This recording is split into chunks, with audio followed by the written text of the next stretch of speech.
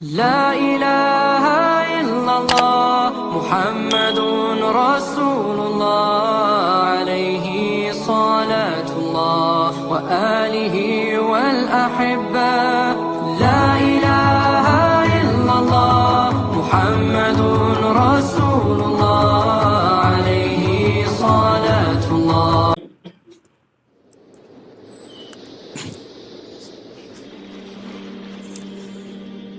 دین اسلام اپنے ماننے والوں کو ہر چیز کی طرف رہنمائی کرتا ہے.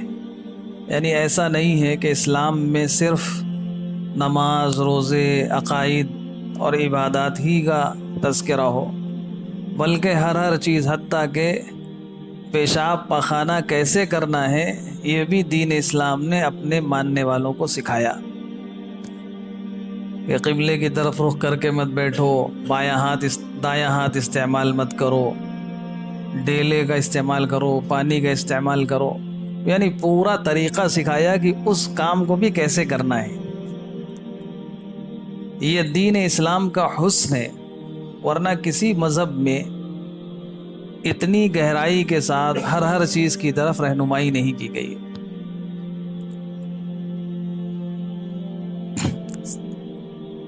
بہت سے مسائل سورہ بقرہ میں اب تک آ چکے ہیں.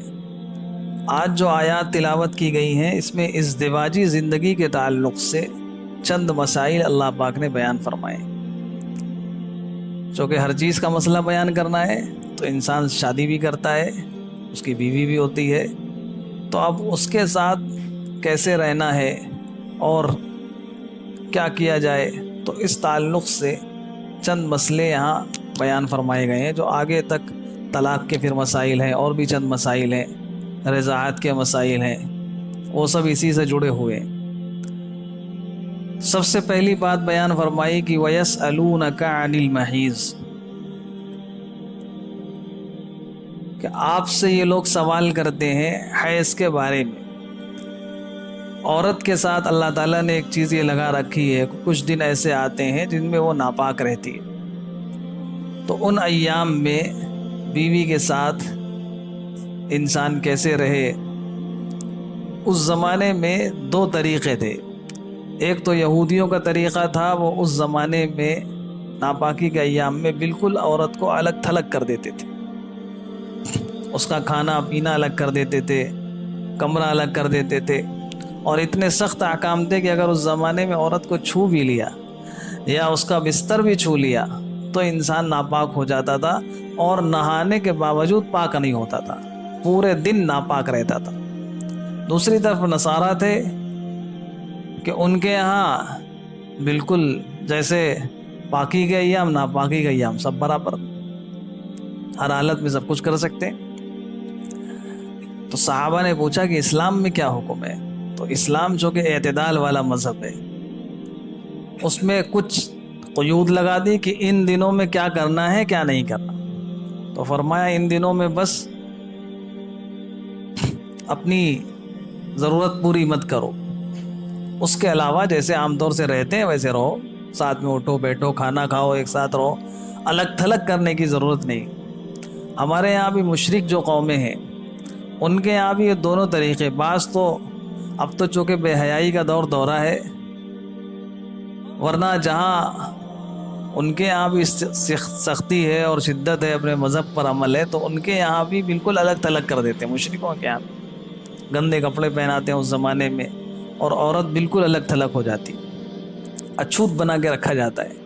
اسلام نے کہا کہ ایسا نہیں کرنا ہے، بس صرف وہ کام نہیں کر سکتے، اس کے علاوہ جس طرح سے رہتے ہو اسی طرح سے رہو. ناف سے لے کر گھٹنے تک کا حصہ استعمال نہیں کہ اس کو چھونا جائز نہیں، اس سے کوئی نفع حاصل کرنا. اس کے علاوہ انسان دوسرے جسم کے حصے میں ہاتھ لگا سکتا ہے، اور اس کا پکا ہوا ہاتھ کا کھانا کھا سکتا ہے، اس کے جسم کو چھو سکتا ہے، ساتھ میں رہ سکتا ہے، سو سکتا ہے، سب کچھ کر سکتا ہے. فرمایا وَيَسْأَلُونَكَ عَنِ الْمَحِيضِ قُلْ هُوَ أَذًى فَاعْتَزِلُوا النِّسَاءَ فِي الْمَحِيضِ وَلَا تَقْرَبُوهُنَّ حَتَّى يَطْهُرْنَ. اس ناپاکی کے ایام میں عورت کے لیے اس سے نماز بھی معاف ہو جاتی ہے، روزے بھی معاف ہو جاتے ہیں. البتہ روزے کی بات میں قضا رکھنی ہوتی ہے، نماز کی قضا نہیں ہے، نماز معاف ہے. نماز کی قضا نہیں، اور قرآن پاک کی تلاوت بھی نہیں کر سکتی، چھو بھی نہیں سکتی۔ آج جو دعائیں وغیرہ ہیں ان دعاؤں کو پڑھنا چاہے تو پڑھے۔ اور ان دنوں میں بھی جب نماز کے اوقات آئے تو چونکہ یہ شرم اور حیا کی بات ہے، ایک عورت 5 وقت کی نماز پڑھتی ہے، اب چند دن اس نے نمازیں چھوڑ دی تو دوسروں کو پتہ چلے گا، تو اس لیے شریعت نے کہا کہ ایسے موقع پر بھی عورت کے لیے بہتر ہے کہ جب نماز کے وقت آئے تو پاک صاف ہو کر وضو وغیرہ بنا کے، جیسے نماز کی حالت ہوتی ہے ویسے آ کے مصلی بچھا کے بیٹھ جائے اور کچھ تسبیحات وغیرہ ذکر کرتی رہے، تاکہ یہ شرم کی بات دوسروں کو پتہ نہ چلے۔ فرمایا قل ہوا اذن، یہ اذن ہے، اذن 2 معنی میں استعمال ہوتا ہے، یعنی یہ گندی چیز ہے اور یہ تکلیف دہ چیز ہے، اور دونوں باتیں ہیں۔ گندگی تو ظاہر ہے، گندی چیز ہے، وہ خون ناپاک خون ہے، اور تکلیف دہ ضرر رساں نقصان دہ اس لیے ہے کہ دنیا کے تمام میڈیکل سائنس کے ماہرین ڈاکٹرز کہتے ہیں کہ اس زمانے میں بیوی سے ملاقات یہ بہت سی بیماریوں کو پیدا کر دیتی، اور پھر اس سے بیوی کے رحم پر بھی اثر پڑتا ہے، آنے والی اولاد پہ اثر پڑتا ہے اگر کوئی اس زمانے میں بیوی سے ملاقات کرتا ہے۔ تو فرمایا قل ہوا اذن فاعتزلوا النساء فی المحیض، لہذا حیض کے ایام میں بیویوں سے علیحدہ رہو، یعنی ان سے وہ کام مت کرو۔ ولا تقربوہن حتی یطہرن، اور ان سے قربت اختیار مت کرو جب تک کہ وہ پاک نہ ہو جائیں۔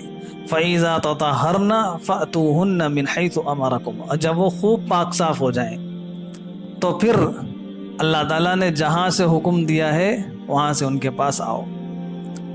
خوب پاک صاف ہو جانے کے 2 مطلب ہیں۔